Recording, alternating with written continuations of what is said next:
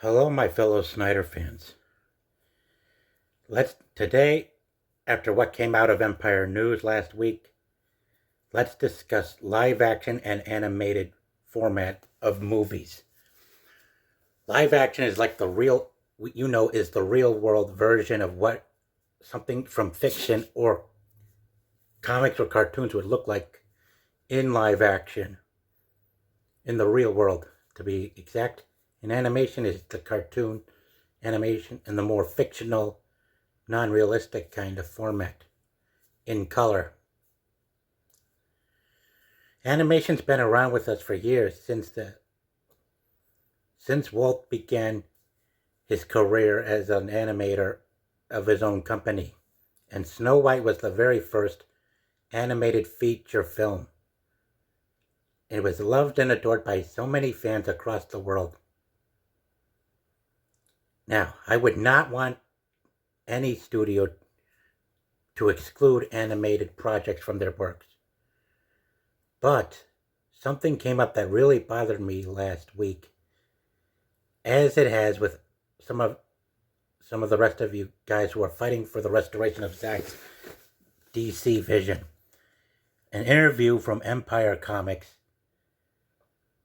and I'm not talking about the Empire from Star Wars. No, these are just action figures I've had for years that I've put on the shelf to display to show my full.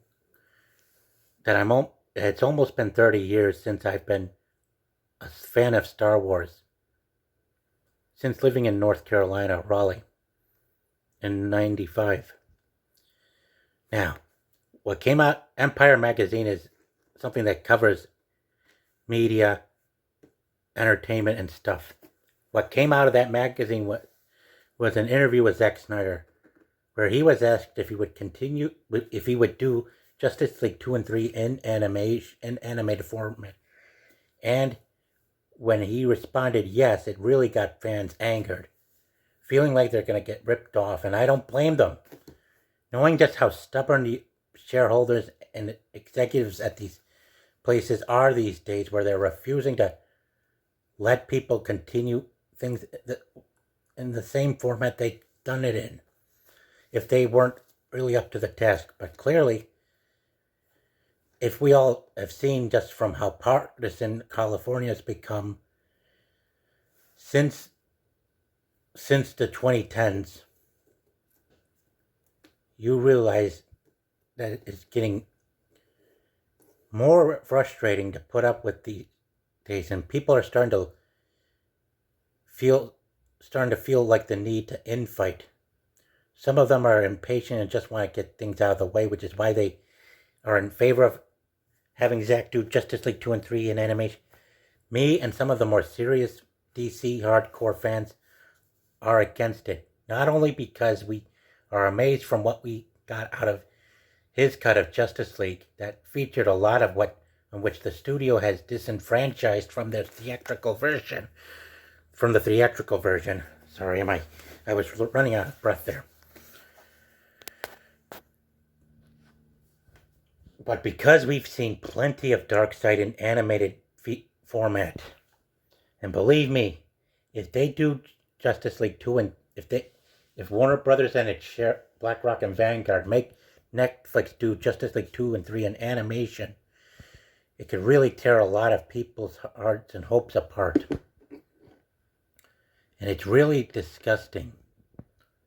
I mean, I stood by Zack because of how disgusting this behavior I've seen out of Warner Brothers for being so anti-Brainiac, anti-live action Brainiac, and anti-live action DC lore all these years since they botched Superman 3 off just from rejecting Brainiac and giving us garbage that we got out of that movie, and not willing to decentralize and let people bring whatever they want to propose up to the board to contribute into a live action format.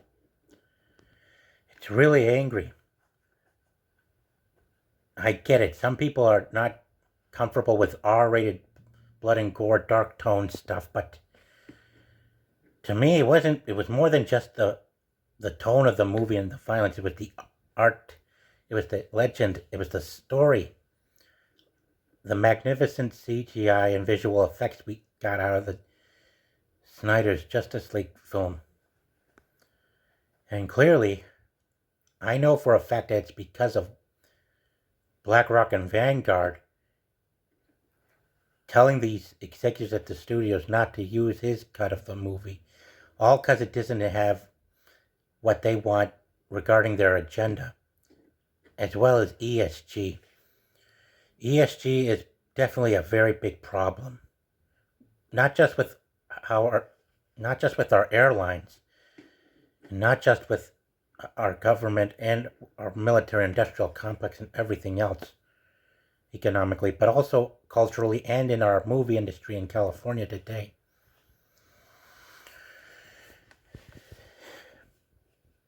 There's been so much meddling going on for years at WB, and it's not just Superman since the early 80s.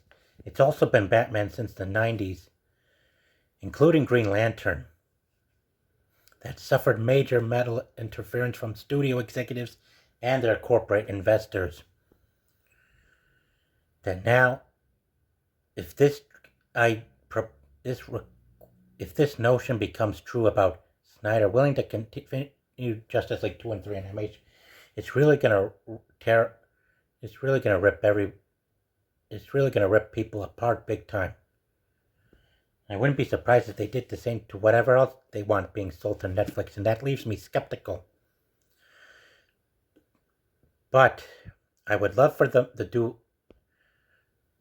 Man of Steel 2 in live action with Brainiac as the main villain. Of course, we do got to put up with all these evil scumbags that are running the studio, as well as their shareholders who are not willing to cooperate. Sure enough, if Zack or anyone was to do a live-action Superman vs. Brainiac movie like the held-up live-action sequel to Man of Steel, featuring Superman and Supergirl teaming up against Brainiac, that person would not only demand that the studio stop making it difficult for them to submit a screenplay for a live-action movie with these characters, and possibly other characters like Silver, Benji, and Metallo, but also that person would need to do some big favors in return regarding the shareholders, no matter who they are, to make it guarantees that we do get a live-action Superman vs. Brainiac movie made and released in theaters in the future. But also, lots of it I will discuss later on. But of course, back to my inquiry to the proposal of having Zack continue his movies and his vision in animation. No. I can wait until 2038 or 2039 for both Justice League 2 and 3 to be done in live action and released in theaters for people to see. But from what's been going on at WB, not just with them refusing to give us a live-action Superman movie with Brainiac in it for people to see in theaters, but also having the nerve to disenfranchise and cut out characters like Martian Manhunter from the movie is also wrong. Another reason why we cannot afford to continue the Snyderverse in animation, or for WB to constantly keep getting away with ripping us off with more garbage and constantly holding back from making live action movies like Man of Tomorrow in live action format, with him going head to head with Brainiac. Now I would have no doubt that if anything happened to poor Henry Cavill, they would exploit either his death or whatever accident that puts him into a state of immovability similar to Christopher Reeves, that they would exploit that as a way to make people give up on fighting for live action films for Snyder to do regarding DC. And really, I am among many fans who are getting irritated by these Hollywood studio executives and their shareholder elites for not letting go of their frickin' ego and listening to what we want. Now, I still stand firm with how we are to keep fighting for a live-action Superman versus Brainiac movie. It's by buying a specific comic book storyline, and this by far, Superman Brainiac 2008, is by far the most popular storyline featuring the Man of Steel's confrontation with the Collector of Worlds himself, the green alien who gets stronger the more worlds he collects, and via the knowledge that is transferred from the worlds into him.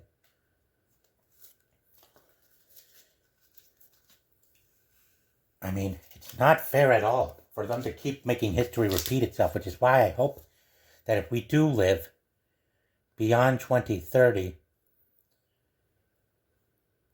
past whatever else is expected to come before then, that we finally get the live action film of Superman and Supergirl teaming up against Brainiac. And for them to make sure they do the character right, comic accurately, in live action, just like they did in Krypton. And if we are able to revive Stephen Knight's pitch for Man of Steel 2, not only are they to keep the plot of the movie in live action, in course with Supergirl and Superman teaming up against Brainiac, but also, while including Silver Banshee and Metallo, they should also include Martian Manhunter, because they owe Harry Lennox a lot for what they have done to him and other actors. Singling him out just to rush things up over ESG scores. Ugh. Chad is just wrong, unfair, and we've really got to keep fighting. And if we don't get Justice League 2 and 3 in live action, we are to push for the revival of Stephen Knight's Man of Steel pitch and make sure they do a live action Superman movie with him and Supergirl going head to head with Brainiac and other villains that are long overdue for live action movie appearances, and that they are done comic accurately. Even if Sasha Kai is to reprise her role, that's fine by me, as long as we make sure that Brainiac and Superman are not completely deviated from the comics. Because we have been long denied this opportunity for too long, and we want this to become a reality of a live-action movie with the two characters going head-to-head with each other some point in the future, soon enough, come the 2030s at least. And now I can't get too big because I'm sure that there's going to be more obstruction along the way, but we are to keep doing what we're doing. Restore the Snyderverse and keep fighting for the release of David Ayer's Suicide Squad haircut while you're at it, guys. And do not give up hope. We are to also do what we can to straighten things out as best as we can.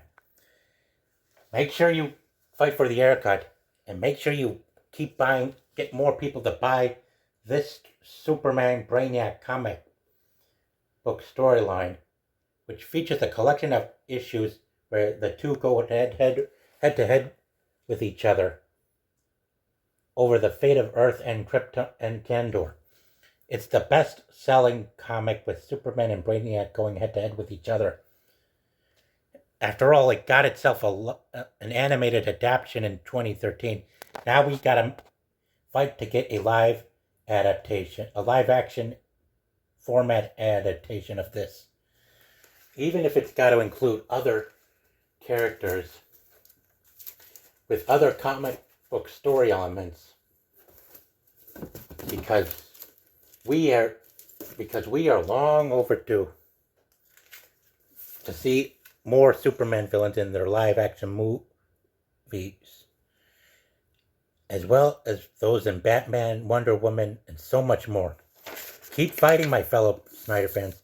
Hashtag full circle, hashtag restore the air cut, hashtag release the air cut, hashtag revive Man of Steel 2 in live action with Brainiac, hashtag bring back Henry and Sasha, hashtag live action Brainiac movie, hashtag live action movie Silver Banshee, hashtag live action movie Metallo.